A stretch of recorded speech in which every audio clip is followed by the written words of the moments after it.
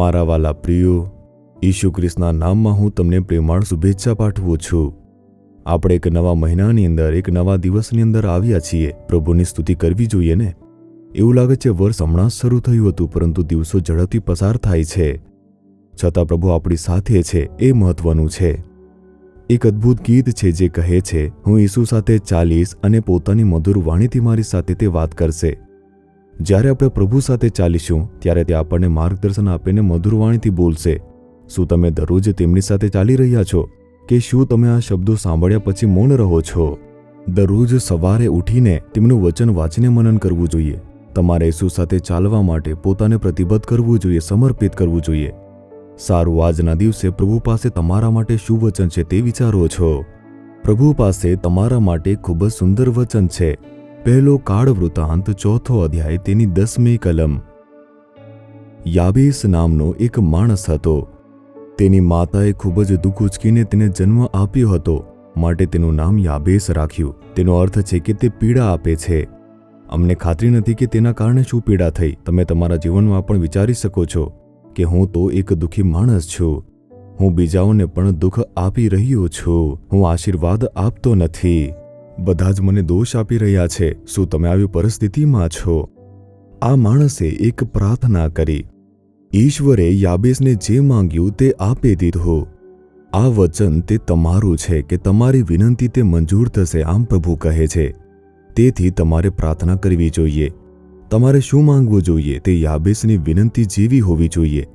આ વચનની અંદર તે આપવામાં આવ્યું છે. યાબેસે ઇઝરાયેલના ઈશ્વરને વિનંતી કરી, જો તમે મને ખચિત જ આશીર્વાદ આપો, મારી સીમા વિસ્તારો, તમારો હાથ મારી સાથે રહે, ને તમે મને આપત્તિથી એવી રીતે બચાવો કે મારે માથે કંઈ દુઃખ આવી ન પડે, તો હું કેવો આશીર્વાદિત. અને તેણે જે માંગ્યું તે ઈશ્વરે તેને આપ્યું.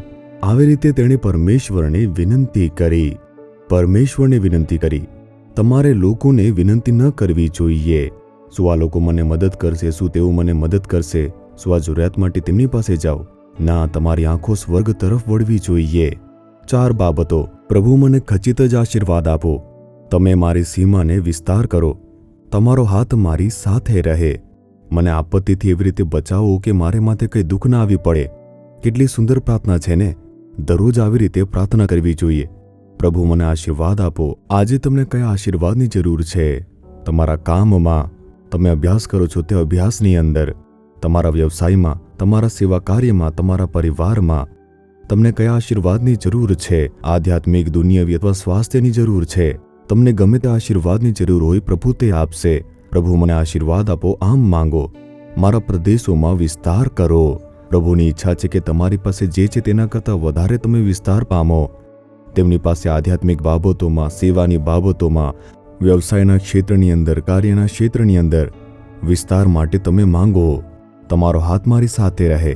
તમારો હાથ, જો કોઈ હાથ તમારી સાથે હોય, જો કોઈ હાથ તમને દોરીને લઈ જાય, તો ત્યારે શક્ય છે જ્યારે તે નજીક હોય. ઈસુ, મારી સાથે રહો, મારી નજીક ઊભા રહો, મારો હાથ પકડીને મને માર્ગદર્શન આપો. પછી તે તમને સુંદર રીતે દોરી જશે. કેટલી અદ્ભુત વાત છે ને. મને દુષ્ટતાથી બચાવો જેથી હું દુઃખ ન પહોંચાડું. એવા લોકો હોઈ શકે છે જે આપણી સાથે અથવા તો શેતાનના કાર્યોથી દુષ્ટતા કરી શકે છે. શેતાન કોઈક રીતે આપણી જીવનની અંદર દુઃખ પહોંચાડવાનો પ્રયાસ કરશે. આપણે જાણતા નથી કે આજે શું દુષ્ટતા આવી શકે છે. પ્રભુ, મને દુષ્ટતાથી એવી રીતે બચાવો કે હું કોઈને દુઃખ ન પહોંચાડું. પ્રભુ, દરરોજ આવી રીતે તમે પ્રાર્થના કરો અને તે તમને પણ સુંદર રીતે દોરી જશે. શું હમણાં જ કહેશો? હૃદય પર હાથ રાખીને તમે કહો, હે પ્રભુ, મને આશીર્વાદ આપો. મારા પ્રદેશોની અંદર તમે વિસ્તાર કરો. તમારો હાથ હંમેશા મારી સાથે રહે. મને દુષ્ટતાથી એવી રીતે બચાવો કે હું કોઈને પણ દુઃખ ન પહોંચાડી શકું. ઈસુ ખ્રિસ્તના નામથી આમેન, આમેન. જીસસ રીડીમ્સ ગુજરાતી યુટ્યુબ ચેનલને સબસ્ક્રાઇબ કરો. દરેક નવા કાર્યક્રમની માહિતી મેળવવા માટે બેલ આઇકન પર ક્લિક કરો.